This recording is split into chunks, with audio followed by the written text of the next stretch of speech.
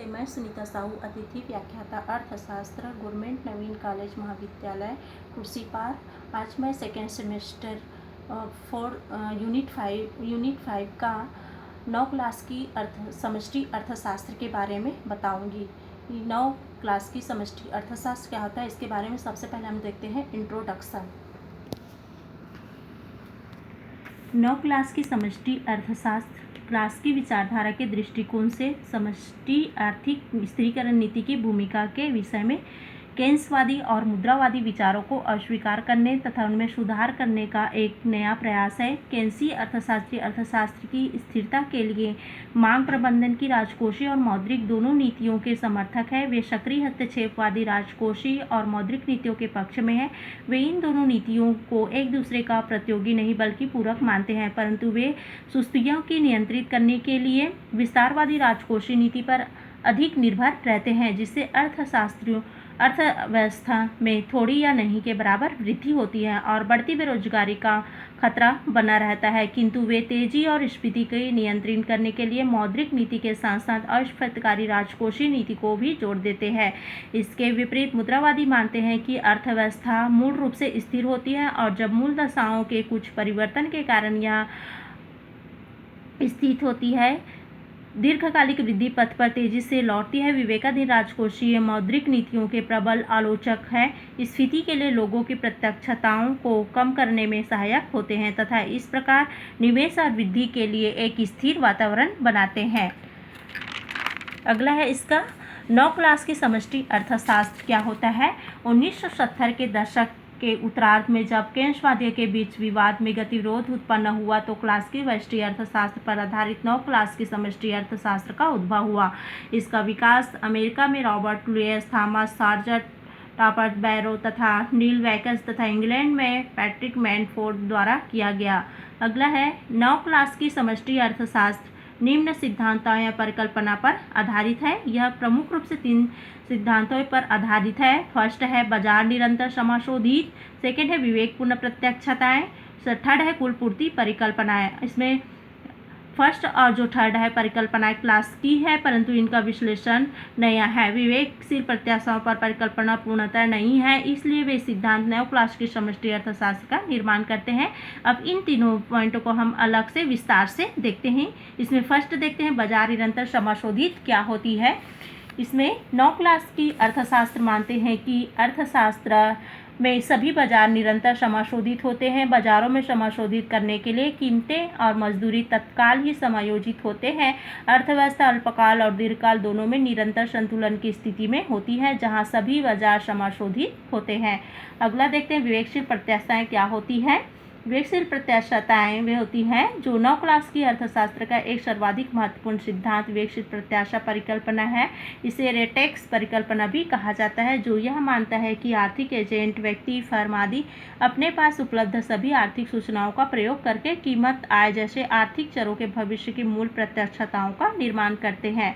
अगला है कुल पूर्ति परिकल्पना क्या होता है। 9 क्लास की समष्टि अर्थशास्त्र के अंतर्गत प्रोफेसर लुईस की कुल पूर्ति परिकल्पना है, जो इन 2 सिद्धांत मान्यताओं पर आधारित है। इसमें फर्स्ट है श्रमिकों एवं फर्मों द्वारा लिए गए विवेकशील निर्णय उनके श्रमीकरण व्यवहार को प्रकट करते हैं।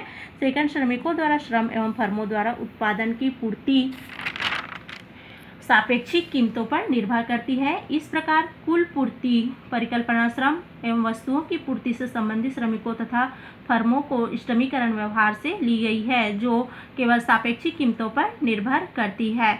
अगला है 9 क्लास की समष्टि अर्थशास्त्र की नीति की निहितार्थ क्या है। नीति निहितार्थ इसको प्रमुख रूप से 5 भागों में बांटा गया है। इसमें फर्स्ट देखते हैं नीति अप्रभावशीलता प्रस्ताव क्या होता है। यह 9 क्लास की समष्टि आर्थिक विश्लेषण मानता है कि विवेकशील प्रत्याशा एवं लोचशील कीमतों तथा मजदूरिया में होने मौद्रिक नीति का अल्पकाल में उत्पादन तथा रोजगार पर कोई प्रभाव नहीं होगा। यदि मौद्रिक नीति पहले से ही प्रत्याशित हो गई हो, इसे ही नीति को अप्रभावशीलता प्रस्ताव कहते हैं। अगला सेकंड है इसमें व्यवस्थित मौद्रिक नीति असमर्थता। ये क्या होता है? 9 क्लास के विश्लेषण के अनुसार एक व्यवस्थित मौद्रिक नीति अपनाने से कुल मांग में प्रत्याशित परिवर्तन का अल्पकाल में भी उत्पादन एवं रोजगार पर कोई प्रभाव नहीं पड़ेगा। एक व्यवस्थित मौद्रिक नीति वह है जो किसी परिचित नियम पर विचार करती है इससे पहले कि मौद्रिक अधिकारी ऐसी नीति पर वास्तव में कार्य करे। निजी क्षेत्र द्वारा इसकी पूर्ण भविष्यवाणी की जा सकती है। अगला है नीति विश्वसनीयता। 9 क्लास की धारणा इस मान्यता पर आधारित है कि विवेकशील आर्थिक एजेंटों में इसकी प्रत्याशा होती है कि मौद्रिक अधिकारी कौन सी घोषणा करने जा रहा है और यह कैसे उनके व्यवहार को प्रभावित करती है। अगला है लुईस की समालोचना। रॉबर्ट लुईस ने नीति मूल्यांकन के लिए अर्थव्यवस्था के अर्थमिति समष्टि आर्थिक मॉडलों के निर्माण की आलोचना की है। लुईस के अनुसार ऐसे मॉडल विशिष्ट नीतियों के अंतर्गत एकत्रित किए पिछले आंकड़ों से निकाले गए प्रचारों पर आधारित है। अगला है कुल पूर्ति बढ़ाने वाली नीतियाँ। इसमें 9 क्लास की समष्टि अर्थशास्त्र महत्वपूर्ण नीति निहितार्थ में से एक उत्पादन बढ़ाने तथा बेरोजगारी घटाने के लिए अधिकारियों द्वारा अपनाई जाने वाली नीतियों की प्रकृति से संबंधित होता है। अगला हम इसकी देखते हैं 9 क्लास की समष्टि अर्थशास्त्र की आलोचनाएं।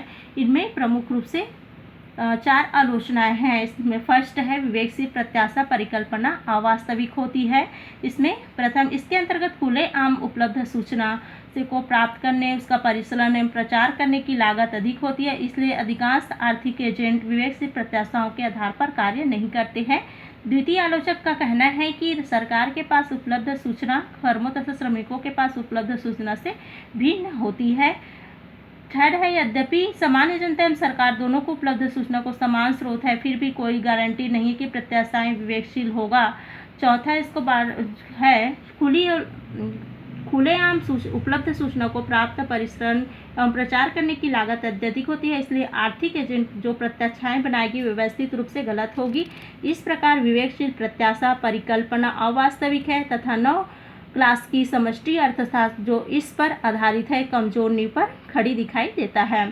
सेकंड है बाजार निरंतर समाशोधित नहीं होते हैं। आलोचक इस परिकल्पना को स्वीकार नहीं करते कि सभी बाजार निरंतर समाशोधित होते हैं। उनका कहना है कि कीमतें और मजदूरियाँ जो होती है वो लोचशील नहीं होती हैं। श्रम बाजार में जो सामूहिक सौदेबाजी होती है जिसमें मजदूरी संविदा होती है जो मुजदरा मजदूरियों को आलोचशील बना देती है। अगला है कुल पूर्ति कल्पना स्वीकार नहीं है। अर्थशास्त्री कुल पूर्ति कल्पना को भी स्वीकार नहीं करते हैं कि उत्पादन और जो रोजगार में परिवर्तन सापेक्ष कीमतों में प्रत्यक्ष परिवर्तनों के लिए श्रमिकों एवं फर्मों को ऐच्छिक प्रतिक्रिया को प्रकट करते हैं। उनके अनुसार जो मौद्रिक अधिकारी द्वारा घोषित कुल मांग में परिवर्तन ही अल्पकाल में दीर्घकाल दोनों में क्या करते हैं उत्पादन और रोजगार को प्रभावित करते हैं। अगला है नीति निर्धारण स्वीकार्य नहीं। आलोचक 9 क्लास की समष्टि अर्थशास्त्र के नीति निर्धारण को स्वीकार नहीं करते क्योंकि वे अवास्तविक परिकल्पनाओं से लिए गए हैं। फिलिस टेलर फिशर जैसे अर्थशास्त्री ने बताया कि यदि मजदूरियाँ और कीमतें पूर्णतः लोचशील नहीं है तो मौद्रिक नीति अल्पकाल में प्रभावी होती है। यदि प्रत्यक्षताएं विवेकशील हो तो यह अल्पकाल में उत्पादन व रोजगार को प्रभावित करते हैं। आगे फर्म बाजार समाशोधन कीमत का अनुमान करने के लिए बाजार संरचना के विषय में पर्याप्त जानकारी नहीं रखते तथा मजदूरी दृढ़ता के कारण जो गैर समाशोधित श्रम बाजार होते हैं, इसलिए अर्थशास्त्री मौद्रिक नीति के असमर्थता को स्वीकार नहीं करते हैं। इस तरह ये जो 9 क्लास की समष्टि अर्थशास्त्र है वो इस तरह से है। इसका वीडियो हम यहीं पर समाप्त करते हैं। धन्यवाद।